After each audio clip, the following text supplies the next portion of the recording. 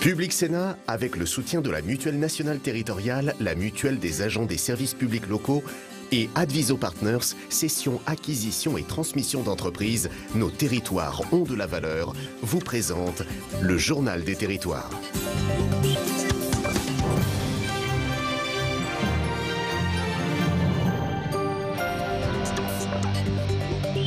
Bonjour à tous, c'est la matinale d'Info de Public Sénat avec la presse quotidienne régionale, les Indés radios, 130 radios qui sont nos partenaires sur tout le territoire français, les télés locales de France qui nous rediffusent et avec TV5 Monde, deux parties dans cette matinale. Dans un instant, le JT des territoires que je vais vous présenter, puis le club de la presse, puis à 8h, l'invité politique de Territoire d'Info. Aujourd'hui, c'est le président du groupe Union Centriste, le sénateur des Hauts-de-Seine, Hervé Marseille, qui est notre invité. Tout de suite, c'est le JT des territoires, je vous y retrouve dans un instant.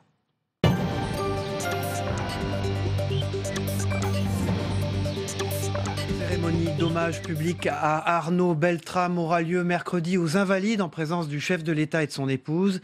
Le lieutenant-colonel est décédé, vous le savez, dans l'attentat de Trèbes après avoir pris la place de plusieurs otages. Un geste de bravoure héroïque auquel le monde entier rend hommage. Héloïse Grégoire pour Public Sénat. C'est désormais officiel, il y aura bien un hommage national à Arnaud Beltrame. Le lieutenant-colonel, blessé par balle mais aussi à l'arme blanche, est décédé dans la nuit de vendredi à samedi, suite à ses blessures. Selon un communiqué de l'Élysée, un hommage sera rendu à l'officier qui a fait le don de sa vie pour protéger nos concitoyens. Une cérémonie publique aura lieu mercredi aux Invalides à 11h30, en présence de la famille du gendarme et de celle des autres victimes. Bien sûr que je suis ravie, mais quand on perd son enfant, si vous voulez, c'est secondaire. Simplement, effectivement, que ce symbole serve. Et c'était évident qu'il ne resterait pas passif et qu'il irait défendre son prochain. Pour moi, ça ne pose aucune question. Emmanuel Macron prononcera l'éloge funèbre du gendarme de 44 ans, resté seul dans le Super U de Trèbes, avec son bourreau, Radouane Lagdim. Deux proches du djihadiste sont toujours en garde à vue, dont sa compagne. Âgée de 19 ans, elle est également fichée S et suivie par la DGSI de l'Aude depuis 1 an. Le bilan de la prise d'otage est de 4 morts. Tout à fait autre chose maintenant. L'image autrefois sulfureuse des cercles de jeux de la capitale, c'est fini. Après avoir pour beaucoup fermé leurs portes ces dernières années, ces établissements sont de nouveau autorisés à Paris depuis le 1er janvier dernier. Une nouvelle concurrence pour le seul casino d'Île-de-France, le casino d'Enghien-les-Bains dans le Val d'Oise qui va devoir s'adapter. Philippe Pémal pour Via Grand Paris. Les jeux sont faits ou presque. Depuis le 1er janvier, les clubs de jeux sont autorisés à Paris. Mais attention, dans ces nouveaux établissements, pas de machine à sous, pas de roulette et pas de blackjack. Une concurrence, malgré tout, pour le seul casino d'Île-de-France, situé à Enghien-les-Bains, dans le Val d'Oise, qui va devoir s'adapter. Aujourd'hui, ce qui est clair, c'est que le casino d'Enghien va s'adapter par rapport à cette nouvelle offre. On va tout mettre en œuvre pour conserver nos clients. On a prévu de refondre complètement notre programme de fidélité au niveau des clients. On a un système de collecte de points qui sera proportionnel au niveau de jeu, qui permettra effectivement aux clients de les convertir en avantages, en fait, ce qui devrait permettre de donner de nouvelles sources de satisfaction à nos clients. Avec 17 millions d'euros de redevances versées à la ville, le casino Barrière représente plus de 30% du budget de la commune. À cela s'ajoutent d'importantes retombées pour les commerces. Si le maire de la ville estime que l'ouverture des clubs de jeux dans la capitale est nécessaire, il s'attend à des pertes de recettes pour sa commune. En termes de revenus, je peux considérer qu'on va perdre dès cette année entre 10 et 15% de nos recettes émanant des jeux. Donc l'impact va tout de suite être de 5 à 6% sur le budget, peut monter en 19 à 10%. Alors on sait jusqu'où on peut aller, bien entendu, mais après on peut être en grand danger. Pour ne pas être exclu de ce nouveau terrain de jeu, le groupe Barrière, comme ses concurrents, compte bien lui aussi ouvrir son propre club dans la capitale. Cette ouverture à Paris est expérimentale. Elle doit durer 3 ans. À l'issue, le ministère de l'Intérieur étudiera le maintien de ces clubs et peut-être l'élargissement à d'autres villes de France. Un bilan positif maintenant pour l'opération Seine propre dans l'Aube. 190 mètres cubes de déchets ont été récupérés. Cette grande opération de nettoyage des bords de Seine avait lieu pour la première fois dans l'Aube ce week-end et avait réuni plus de 660 personnes. Déchets ménagers, bouteilles en verre, pneus ou même réfrigérateurs ont été collectés lors de cette demi-journée. Flavien Léger pour Canal 32. Si au point de rassemblement de Barberey-Saint-Sulpice, les bénévoles étaient dès 8h environ 140. En tout, sur les 10 points de collecte au bois, l'opération J'aime la Seine propre a mobilisé 661 personnes. Dans la demi-journée, ils ont ramassé 190 mètres cubes de déchets le long de la Seine. L'idée, c'était pas de s'arrêter à la collecte. Par l'intermédiaire du syndicat des déchets de l'Aube et de ses adhérents, les communautés de communes, tous les déchets ont été centralisés, triés, et derrière vont repartir dans les usines de recyclage pour être valorisés par la suite. À Barberey, ce sont 50 mètres cubes de déchets trouvés, le record de l'opération. Les objets sont variés. J'ai trouvé un gros tuyau en plastique, donc c'est super encombrant. Plein de bouteilles, plein de bocaux, de bouteilles en plastique, en verre, des pots de yaourt. Des canettes en verre, du plastique, un peu de fleurs. Voilà, beaucoup de choses, beaucoup de détritus. Donc des papiers, des tas de cochonneries, des emballages, des canettes. Pas mal de bouteilles de verre aussi qu'on a mis dans le sac blanc. L'opération était, outre le ramassage, une sensibilisation. L'idée, montrer au grand public la pollution de ce milieu naturel. J'ai envie de voir le paysage propre et j'en ai assez de voir les gens jeter n'importe quoi, n'importe où. Voilà. Et c'est vrai qu'on voit beaucoup de déchets dans les forêts, tout ça, donc c'est plus possible, quoi. Je suis assez sensibilisé par la nature, parce que malheureusement, quand on se balade dans les bois, on trouve souvent des dépôts sauvages. Donc je suis venu pour donner un petit coup de main. Voilà. Les inondations de ces derniers mois ont fait surgir plus de déchets. Le travail de collecte a donc été plus intense. Il y a une grosse partie où les déchets de toute façon là, avant les inondations, parce que comme là l'eau était très haute, il y a des secteurs qui n'étaient pas forcément inondés, qu'on a prospectés et qu'on a retrouvé des déchets. Donc c'est vraiment des incivilités de personnes du secteur qui ne respectent pas l'environnement. Mais après, évidemment, la montée des eaux fait qu'on a une circulation des déchets qui est beaucoup plus importante. On a des accumulations de déchets dans certains secteurs qu'on n'aurait pas eu habituellement. Et c'est vrai que ça nous a fait réfléchir. Et derrière, on a revu à la hausse en fait nos quantités de déchets qu'on estimait, parce que voilà, on pensait pas qu'on avait autant de déchets. Cette première édition est un succès par le nombre de participants et la quantité de déchets récoltés. Les bénévoles, dès samedi, réclamaient déjà un prochain rendez-vous. Le 26 mars, c'est une date qui fait office de centenaire pour un tournant de la Première Guerre mondiale à Douillens. Les hauts généraux français et anglais ont décidé d'un rassemblement pour contrer l'ennemi allemand. Il s'appelle le Commandement unique, une commémoration pour une date historique trop peu rappelée. Adélaïne Bollard pour WEO TV va pourtant le faire. Il y a 100 ans, jour pour jour, la France était en mauvaise posture face à l'Allemagne lors de la Première Guerre mondiale. Et 100 ans plus tard, voilà la ville de Doullens qui célèbre ses héros.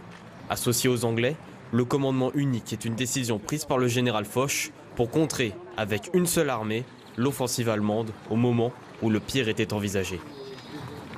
C'était la catastrophe absolue. La tactique de Foch, c'était l'économie des forces.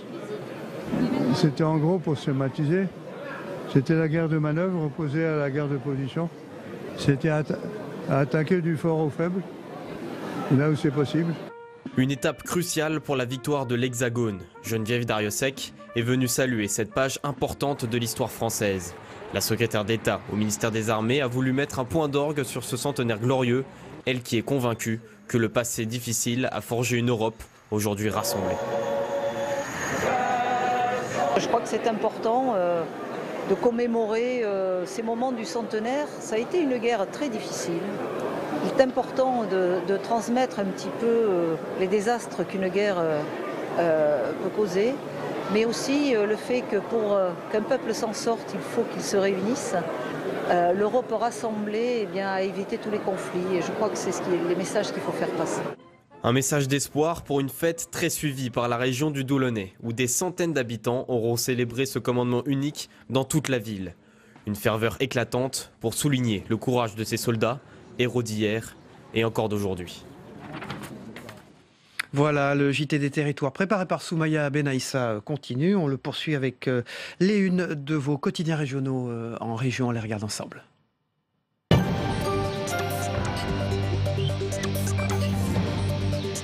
C'est l'émotion et l'hommage à la une de La Voix du Nord aujourd'hui, le journal dirigé par Pierre Mauchamp, rédacteur en chef Patrick Jankélévitch.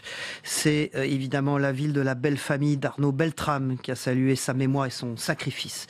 À la une de La Voix du Nord, c'est Marc Ambreuil.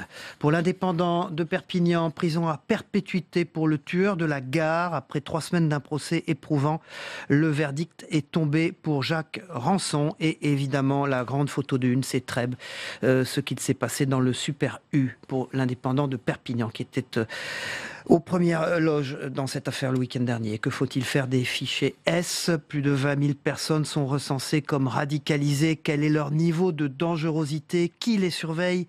Comment se protéger? C'est la une de la dépêche du midi aujourd'hui et nous en parlerons dans un instant dans le Club de la Presse avec Denis Jambard. Que faut-il faire des fichiers S?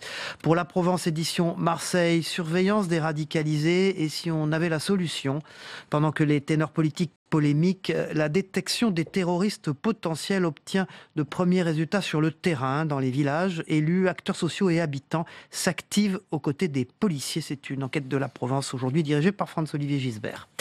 Pour Sud-Ouest, Jefferson Desport qui sera sur ce plateau pour co-interviewer l'invité politique tout à l'heure. Eh bien, c'est tout ce que Macron prépare, puisque Jefferson Desport a pu le croiser hier à l'Élysée. C'est le logement, l'emploi, la santé, la justice, le président qui mène au pas de charge ces réformes, entamé tout juste après son élection, et Sud-Ouest en décortique le calendrier aujourd'hui. Pour Ouest France, les impôts prélevés à la source en 2019, à la une du plus grand quotidien francophone du monde. Et puis pour Courrier Picard, aujourd'hui, c'est le ministre qui défend son impôt à la source. C'est de la fiscalité, c'est Gérald Darmanin qui a organisé à Beauvais le premier comité de pilotage sur le prélèvement de l'impôt à la source. Pour l'Ardennais, dirigé par Sébastien Lacroix, c'est les maternelles, l'école du langage. Le ministre de l'Éducation nationale entend mettre l'accent sur l'apprentissage du langage, la première des inégalités, dit-il. Pour le Télégramme de Brest, directeur éditorial Hubert Coudurier, faut-il rembourser la cigarette électronique? Point d'interrogation, c'est à la une de ce grand quotidien de la Bretagne. Et puis pour la République des Pyrénées, Pau va recevoir des millions pour dynamiser son centre-ville et ça c'est très important, Nicolas Hulot veut 2 ours en Béarn. Le ministre fait de la réintroduction de 2 ours en Béarn cet automne le symbole de son combat pour la biodiversité. Une bien jolie photo à la une de la République des Pyrénées.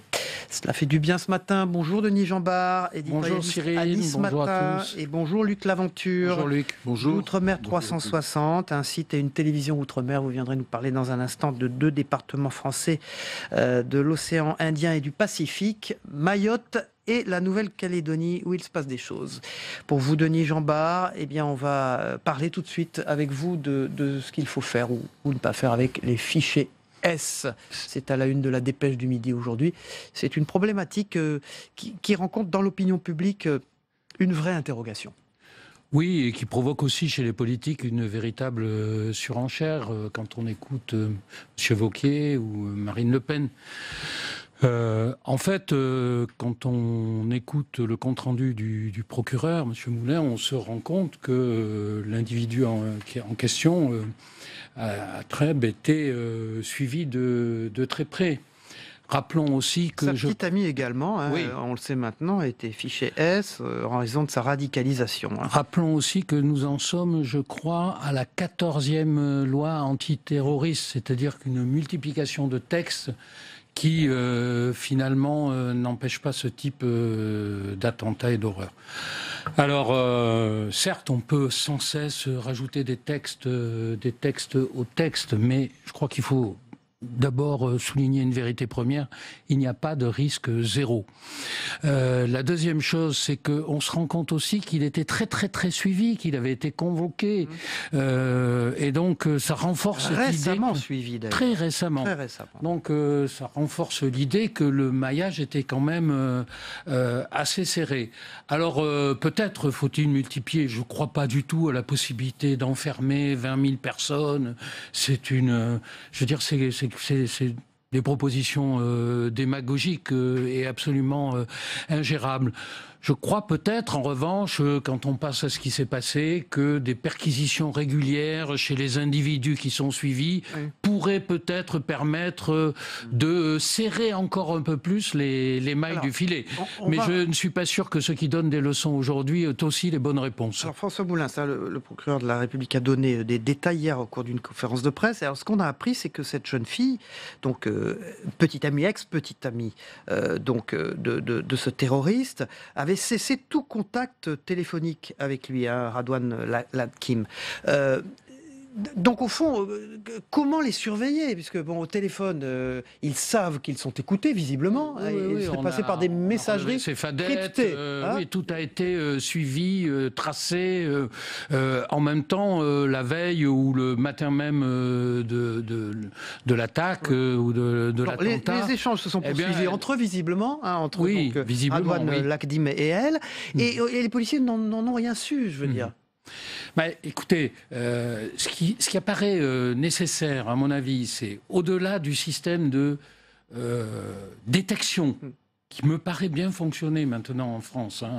Moi, je trouve qu'il est toujours déraisonnable de mettre en cause nos services. Au fond, comme le dit le ministre de l'Intérieur, mais il faut le croire, on déjoue pas mal d'attentats.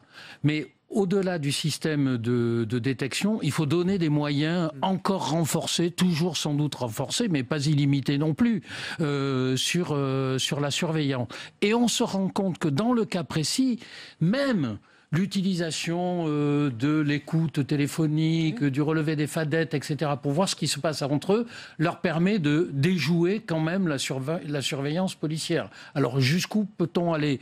Les enfermer, comme je l'ai dit, je ne crois pas que ça soit une réponse plausible, puisque on a 20 000 fichiers S. Déjà, voyez-vous, on connaît la situation des prisons françaises, qui est d'ailleurs une honte du point de vue des droits de l'homme. Et là, je mets dans le même sac tous les gouvernements successifs depuis 30 ans, à l'exception peut-être de Nicolas Sarkozy, qui avait lancé un programme de construction. Là, le président Macron vient de le faire aussi. Mais il est évident que ça n'est pas une réponse plausible. Les réactions politiques de l'opposition étaient très fortes, bien sûr. On a vu une conférence de presse très officielle de Laurent Wauquiez. Très fort, très musclé. Très musclé. Qu'est-ce que vous en pensez, Luc Laventure, vous? Moi, je pense que c'est quelque chose... Je crois qu'il faut être très, très prétentieux, surtout quand on est un homme politique, de dire voilà ce qu'il faut faire. Je pense qu'effectivement, depuis 2-3 dizaines d'années, on s'attaque à ce problème. On l'a pris dans tous les sens, on l'a pris par tous les bouts. Nous avons les mêmes problèmes d'ailleurs outre-mer. On parle de Mayotte. Là aussi, on n'en parle pas beaucoup pour des raisons, pour ne pas effrayer, mais effectivement, il y a une pression qui est mise à Mayotte et qui fait que effectivement le danger est grand. Mais personne ne peut dire de façon certaine. Voilà la solution et comment on peut s'en sortir. Alors, puisque vous parlez de Mayotte, dans l'océan Indien, est-ce que là-bas, il y a une surveillance accrue? Alors, on connaît les problèmes qui existent aujourd'hui à Mayotte. Il y a eu d'ailleurs la réélection de Ramlati Ali, soutenue par La République En Marche, là-bas, très récente, le week-end dernier. Donc, du coup, ça pose une question politique, d'ailleurs. C'est surtout en Outre-mer que ça marche, La République En Marche, d'ailleurs. Oui, je veux dire que ça fait partie un petit peu de l'histoire des Outre-mer. On est quand même des terres des océans, donc il y a un flux et un reflux. Effectivement, on s'aperçoit que partout, les gens de La République En Marche sont passés assez facilement. Ce sont les deux seules élections partielles que le parti au pouvoir, le parti présidentiel, a gagné dans la série des 6 élections partielles qui se sont déroulées depuis le début de l'année, alors qu'elles ont été très très très mauvaises en métropole. C'est le mot qu'on puisse dire. Alors sur Mayotte, on continue. Alors oui. Ce qui se passe, c'est que le conflit contre l'insécurité se poursuit. Il y a toujours des barrages. Oui. On va en arriver à quel point et quand tout cela va cesser? Alors je vais dire un truc qui va encore choquer. La situation est pourrie. La situation est pourrie. Je ne suis pas le seul à le dire. L'État n'existe pas depuis plus de 30 ans. Donc un État qui n'est pas présent et qui ne montre pas son côté régalien, ça pose problème. On en est quand même à la 7e semaine de tension. Regardez les barrages continuent. On voit les images là. Il y a eu un AVC, paraît-il, hier, quelqu'un qui n'a pas pu arriver à l'hôpital. Et puis chacun fait sa propre police. Les Mahorais vont rencontrer d'autres personnes, leur disent mais écoutez, vous n'avez pas de passeport, vous n'avez pas de trucs, etc. Allez à l'eau. Et les ramènent manu militari. L'AFP a indiqué d'ailleurs que des citoyens expulsent illégalement des étrangers de leur logement. Absolument, absolument. Avec des scènes d'une brutalité infinie. Et c'est pourquoi je pense qu'il faut remettre les choses à plat. Deux choses. D'abord que l'État assume sa présence. La deuxième chose, je pense que, je l'ai déjà dit pour la deuxième fois ici, il n'y a pas de coordination entre les services de l'État. Et troisièmement, je pense que ça ne passe pas par une relation France-Mayotte, Hexagone-Mayotte, ça passe en impliquant, par le fait d'impliquer les territoires de la région, que ce soit Madagascar, que ce soit les Comores, pour effectivement créer une espèce de plan Marshall où tout le monde est impliqué pour effectivement sortir de ce marasme dont on ne voit pas la fin. On va passer de l'océan Indien au Pacifique avec la Nouvelle-Calédonie, des consultations à Matignon aujourd'hui avec Édouard Philippe. Tout à fait, dans un instant, dans une heure à peu près, le Premier ministre, il ne rechigne pas à relever ses manches sur cette affaire de la Nouvelle-Calédonie. C'est vrai qu'il y a eu 2 points forts, il y a les accords Matignon et ensuite les accords Nouméa. Mais le Premier ministre veut aller jusqu'au bout du bout. Il est resté quand même 9 heures à discuter le 2 novembre avec un comité des signatures. Ce sera le 17e comité des signataires qui va se tenir aujourd'hui. L'idée est de dire la chose suivante, il faut que ce référendum soit irréprochable et que personne ne puisse le contester à un moment donné. Quel que soit le résultat, il faut qu'effectivement, on n'ait pas l'impression que des gens se sont fait avoir avec un résultat que personne ne voulait. Et effectivement, avec une régularité de métronome, en faisant point de tige, point de croix, comme dirait ma mère. Comment vous dites? Vous pouvez répéter? Ma mère, qui est une femme de qualité, qui était une femme de qualité et qui brodait et qui faisait de point de tige et point de croix, c'est quelque chose de très beau. C'est ce que fait Édouard Philippe en ce moment, c'est-à-dire qu'une maille à l'endroit, une maille à l'envers, il fait en sorte qu'effectivement, tout le champ soit couvert par ses services. Une maille à l'endroit, une maille à l'envers, vous dites pointige? Point de tige et point de croix. Je vais vous expliquer ça un jour, je vais vous apprendre la broderie. Merci beaucoup, je le note, Luc Laventure. Donc l'océan Indien et le Pacifique dans Outre-mer 360 avec Mayotte, les problèmes qui restent à Mayotte et la Nouvelle-Calédonie et la question posée pour le référendum sur votre site Outre-mer 360, une télévision et un site Outre-mer. Denis Jean-Bart, vous avez dirigé Le Point, vous avez dirigé l'Express, vous avez dirigé Europe 1, vous avez été patron d'une des plus prestigieuses maisons d'édition. Vous êtes éditorialiste à Nice Matin, à Challenge, on le sait, chaque semaine vous êtes ici. Et vous êtes aussi romancier. Voilà, vous avez écrit 6 romans, mais il y a 22 ans que vous n'en aviez pas publié. Ce roman, le 7e, s'appelle donc « Qu'est-ce qui fait courir Denis ?» Qu'est-ce qui fait courir William? Écoutez, le retour au roman, après en effet 22 ans sans en avoir écrit, c'est la volonté au fond de se libérer des exigences absolues, déontologiques du journalisme. Le journalisme. Donc, William, c'est bien Denis. Non, c'est pas Denis. Même si le héros est un journalisme, son parcours n'est pas le mien et son histoire n'est absolument pas la mienne. Mais ça permet, je trouve, le roman et la fiction d'explorer des territoires sans être contraint par la nécessité de la vérité des faits. Donc on les crée et ça permet aussi d'exposer avec beaucoup plus de liberté éventuellement des problèmes de la société française ou les interrogations d'un homme. Et en l'occurrence, ce sont les interrogations d'un homme. William. Alors, il y a dans ce livre un roman dans le roman qui nous fait voyager à travers un pays, les États-Unis, que vous avez presque redécouvert et que vous aimez beaucoup d'ailleurs. Vous partez bientôt. Oui, j'ai une passion américaine. Alors le héros se rend aux États-Unis parce que il a été victime d'une agression au cours de laquelle un jeune Américain a essayé de le sauver et a été tué. Et donc il se rend sur sa tombe pour lui rendre hommage à New York. Et puis ce personnage, William, saisi par un désenchantement et par tout ce qui se passe en France, ça se passe en 2015 au moment de la montée du Front National qui le perturbe énormément. Et il a le sentiment d'avoir beaucoup alerté sur ce sujet, de ne pas avoir été écouté. Et donc, il vit une espèce de trouble conscience, de trouble professionnel qui est naturellement aggravé par cette agression qu'il a subie. Et donc, il part aux États-Unis pour rendre hommage à cet homme et il a envie au fond, de chasser tous ces démons qu'il habite et il part, et il commence par l'écriture. Et la base du roman, c'est: y a-t-il une rédemption possible par l'écriture?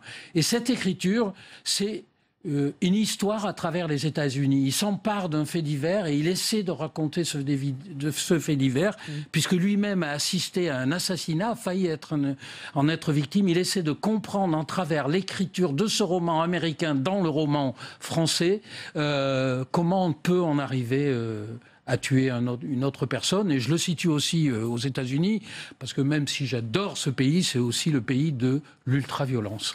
Où cours-tu, William, et non pas Denis Jambard, aux éditions Kallman. Je cours chez vous à 8h15. Hein. Vous courez chez nous et vous serez là tout à l'heure pour le débrief avec notre ami Yves Tréhard, directeur adjoint de la rédaction du Figaro, qui sera là pour le débrief de l'invité politique dans quelques instants après la météo. C'est Hervé Marseille, président du groupe de l'Union centriste, sénateur des Hauts-de-Seine. Mais tout de suite, Luc Laventure, c'est la météo des territoires, le temps qu'il fait en France aujourd'hui, mais aussi dans les départements français d'outre-mer, c'est-à-dire l'Amérique, l'océan Indien et le Pacifique. A tout de suite avec notre invité de 8h et la météo tout de suite.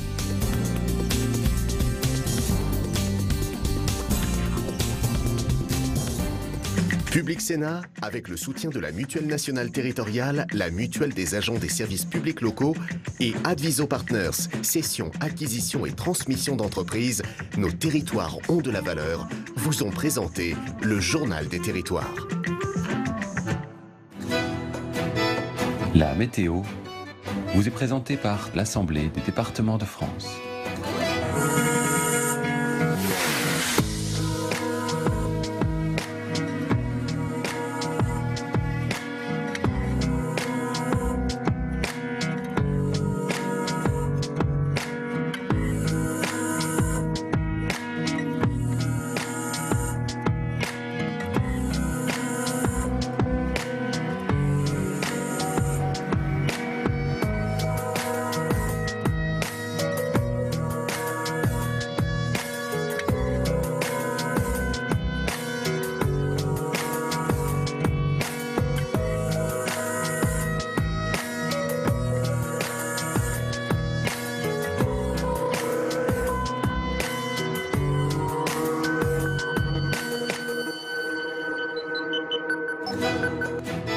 C'était la météo avec l'Assemblée des départements de France.